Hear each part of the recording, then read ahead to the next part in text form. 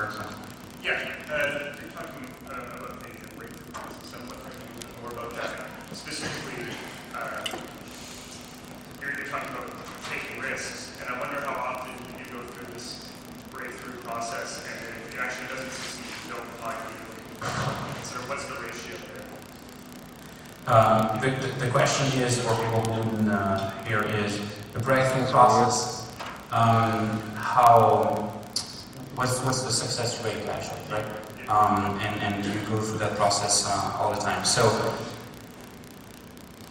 at some point, I think it's a process that in itself forces the risk, but is on the other hand very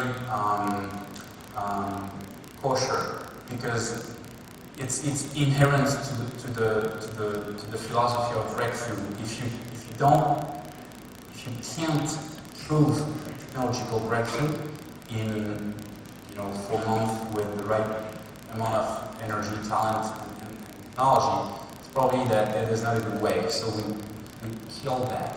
And it was interesting to hear James earlier saying that with huge budget projects, it's a very different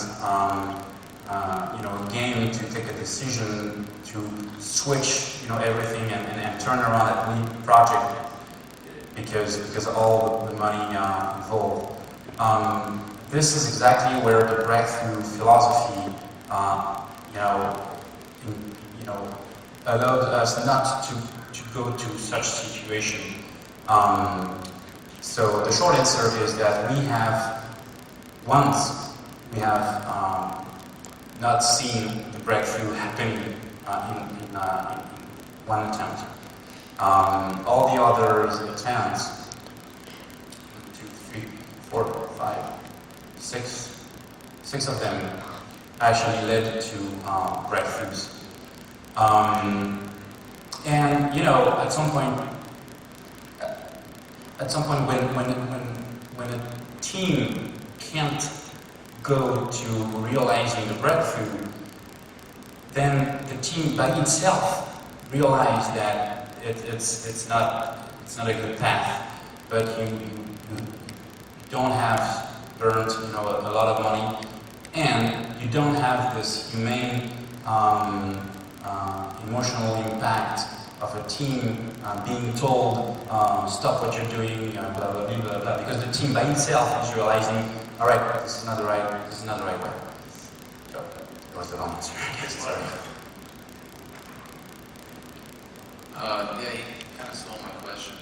I was going to ask that too, but as far as the breakthrough stage, what's the budget for that? How much do you guys actually dump into that stage in your production pipeline? And does it affect the budget for the rest of the production?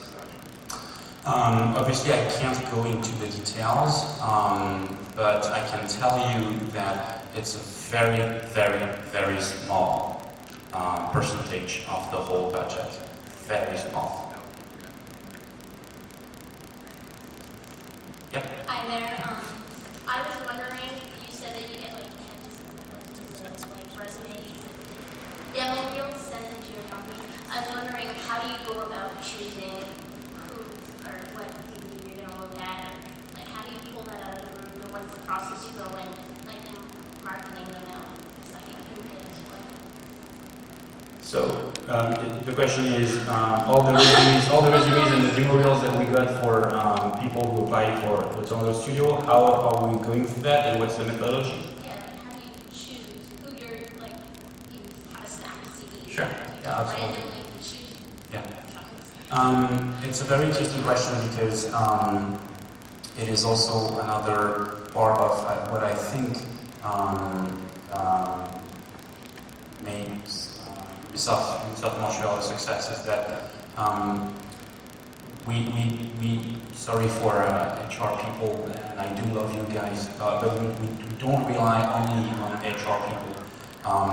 People who choose team members are team members themselves. So we have the luxury to be able to count in Montreal on people who are going through all the regions and demo reels, and then doing a short, if we can say so, a short list, and then we keep that warm, and when the first teams that will go to Toronto as the core teams, they will then themselves go through that list and